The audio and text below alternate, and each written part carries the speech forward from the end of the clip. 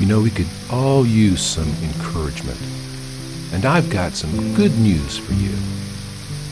Welcome to 5 Minutes with Mark.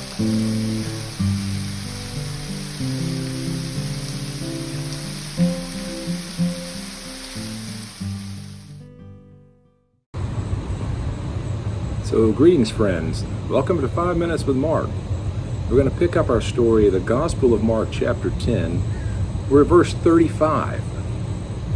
Then James and John, the sons of Zebedee, came to him saying, "Teacher, we want you to do for us whatever we ask." And he said to them, "What do you want me to do for you?" They said to him, "Grant us that we may sit, one on your right hand and the other on your left, in your glory." Let's stop right there and consider this. I think one of the really interesting things about the Gospel of Mark, and the Gospels in general, but Mark particularly, is that it doesn't shy back from showing us the humanity of these people. I've always said it's really important for us to always remember these are real people. James and John, sons of Zebedee, are real life people. They're not characters in a story. They're not fiction.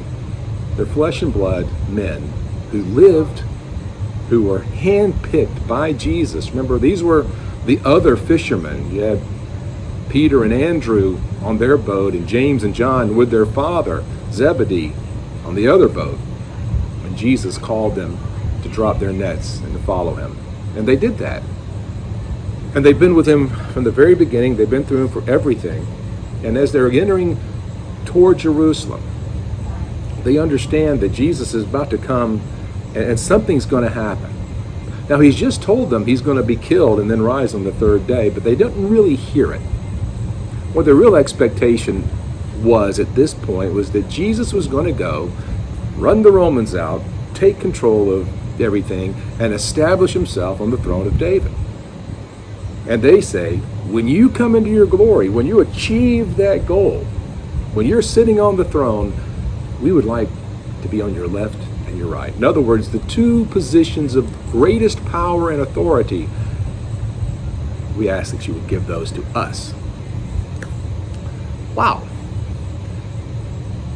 They come up and they ask Jesus that. Don't say, just say yes. We want to, whatever we ask, just make sure the answer is yes. And Jesus, of course, is like, what do you want? And they say, this.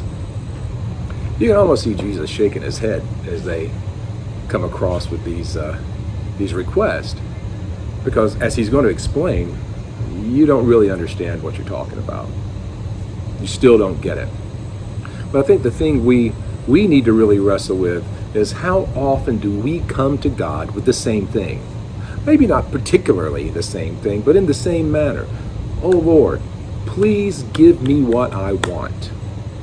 Please do for me what I desire. Please fix the problem that I've made for myself. Please give me power or money or comfort or whatever. We all often come in a selfish, self-centered, and self-gratifying way to the throne, making our requests known and expecting God to be like the holy vending machine who just grants us what we wish. That's not how it works. James and John should have known better. But you can see still that these men, their hearts and their minds have a disconnect. They're really beginning to understand who Jesus is and what it's about. And they know that he is the king. But their selfish desires motivate them more than their hearts. Now, we know the rest of the story, of course, and we know that James is going to be one of the first to be martyred. And John is going to suffer greatly. But he's also going to have this life-transforming moment. And he's going to write good portion of the New Testament for us. So, this point, as young men in the company of Jesus, all they can see is Jesus is going to be on the throne, and we want to be on his left and right. Well, Jesus is going to have an answer for that. But again, how often are we coming and asking Jesus to give me what I want, instead of coming in the spirit of humility and faith, saying, Lord, I will accept whatever you do. Help me walk faithfully in what you desire for me to do. That's what Jesus models for us.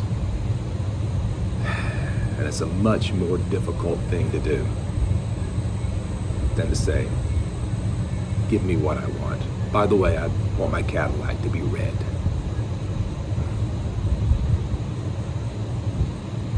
Stick around for the answer. See you next time. I hope you're enjoying this Bible study, this quick devotion.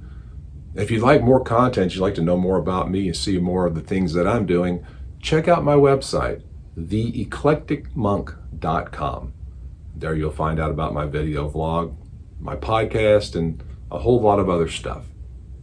Hope you'll join me there. Thanks.